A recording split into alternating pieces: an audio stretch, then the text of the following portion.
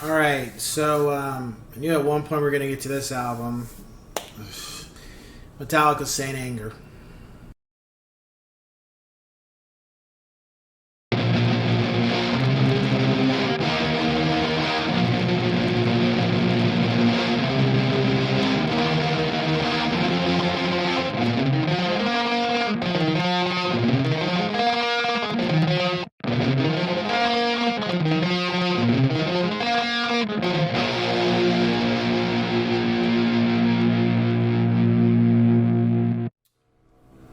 What's going on, ladies and gents?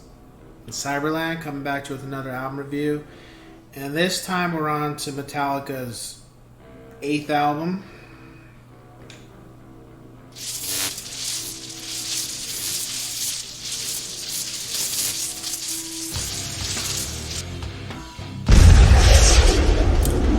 Saint Anger. So,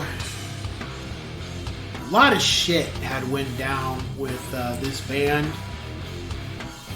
with Jason leaving and then James going to rehab, and talks of making an album, but was it going to come out? What was the future of Metallica? There was just a lot of stuff going on where people were kind of like, the band is probably done, or we don't know, and I guess at the time I was more so listening to Korn and Linkin Park and still Green Day and stuff, and a bunch of other bands. I had really gotten to a lot of other music, but I was still curious about what Metallica was going to do. It still was a concern for me because they were my favorite metal band, and I was concerned to be like, okay, are these guys done or what's going on? And then they had this thing where on MTV where they were acknowledging, I guess it was a way to get Metallica back out to the audience of what they were going to do, and they were highlighting everything that happened with the band up until that point, and then they came out on stage and performed the song. At the time they didn't have a name yet, but it was called Frantic, and I was like, live the song sounded good, I didn't have an issue with it.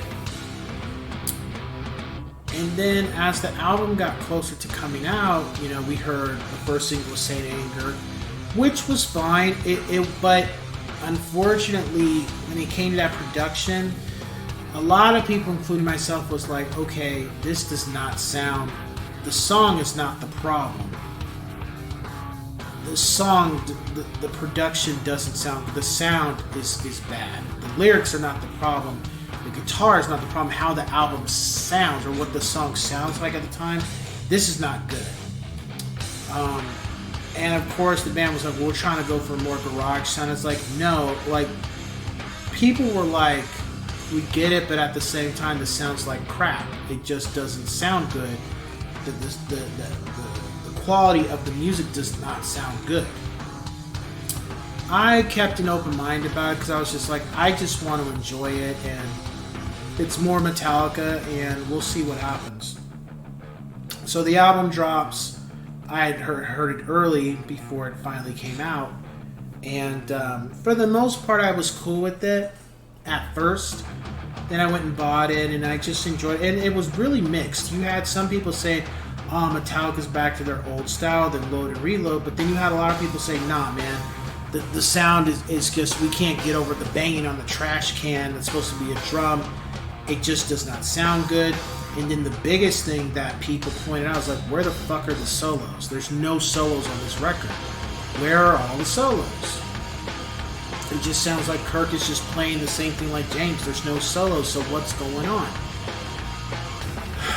And I listened to it a couple times, and I would come back to it and listen to it, listen to something else, come back to it.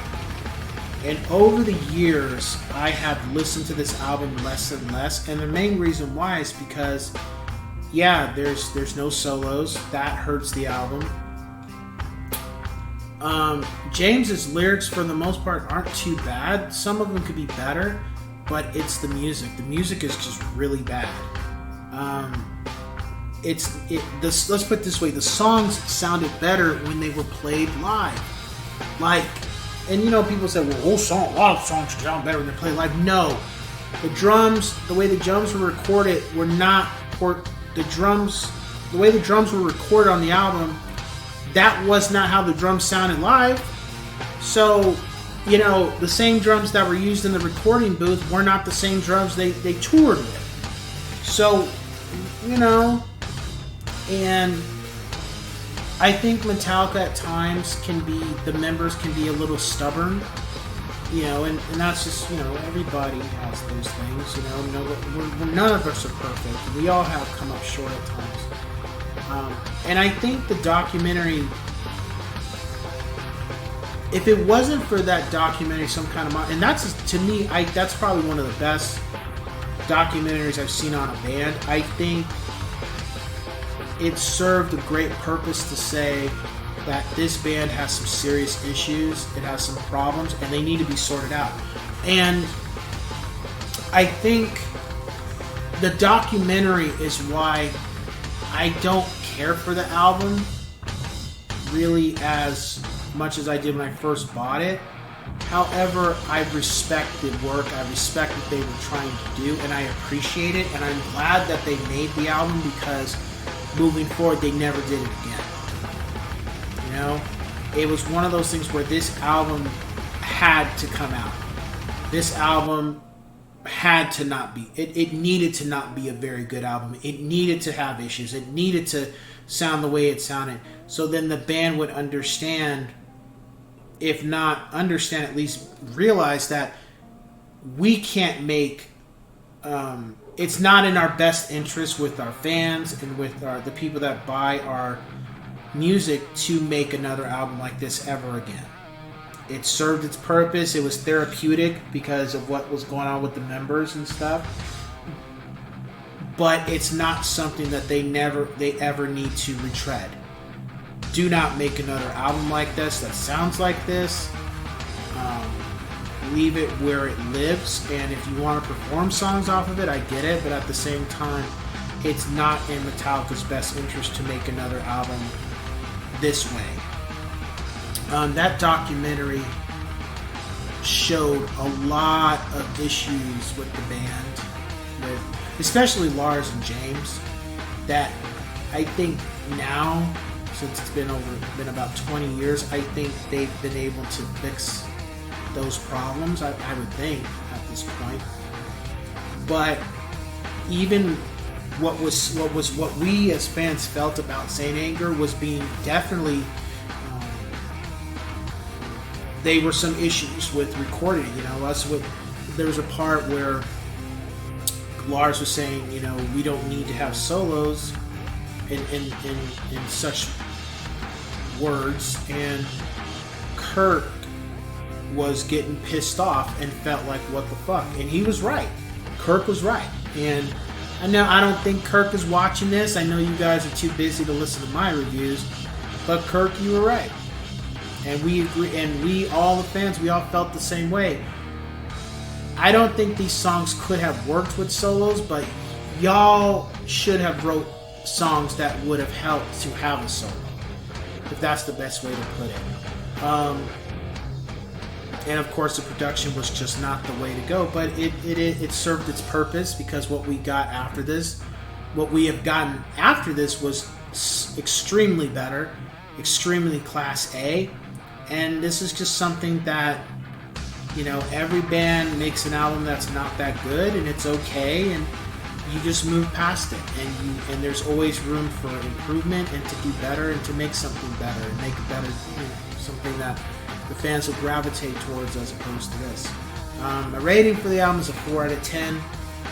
I think the documentary kept me from giving it like a 1 or a 2.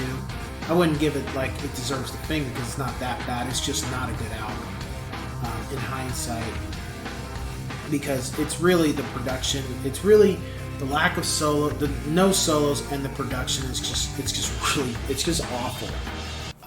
The way the guitars sound, they just don't sound good. The drums sound atrocious.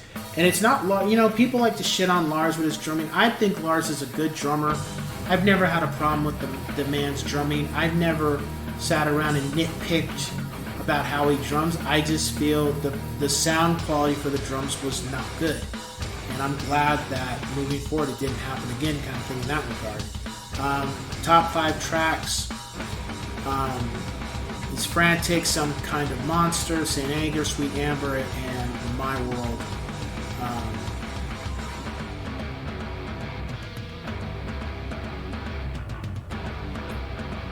But I would say, and this is when I first heard the album, and to this day I can't stand Invisible Kid. I do not like that song. It's one of the few Metallica songs I can't listen to it. I can't stand it. Like, I don't, and it's not the verses, it's just the fact that it keeps saying Invisible Kid, Invisible Kid, Invisible. Like, every time that just gets said, I just don't, and I don't like how the music goes with the song either. And maybe it wasn't the song I hated at first, but over time I just become like, I just don't, just not a fan of that song. So,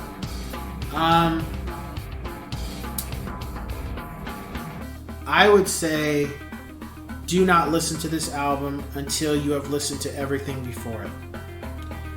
And I also say, if you can, if you are willing to, watch the documentary. If you're going to listen to this album, it gives you a better perspective of what they were trying to do, and then you can kind of draw your conclusions. Because I think the documentary really goes, I think the documentary should have been released with the album. It goes hand in hand to where you get a better understanding of what they were trying to do, even though it didn't really work. Because without the documentary, it's even harder to, for me, it would be harder to give it a 4, even though that's really low. But it is what it is. So I would just say, don't listen to the album unless you've gotten through the first 7.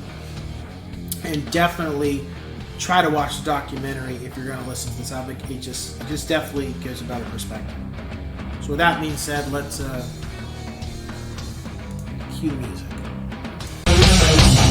If I could have my wasted days back, would I use them to get back on track? Stop to all my karma's burning, or look ahead but keep on turning? Do I have the strength to know how I'll go? Can I find it inside to deal with what I shouldn't know? Could I have my wasted days back? Would I use them to get back on track? You live it or lie it, you live it or lie it. My lifestyle determines my death style. My lifestyle determines my death style. Keep searching, keep on searching. This search goes on, this search goes on.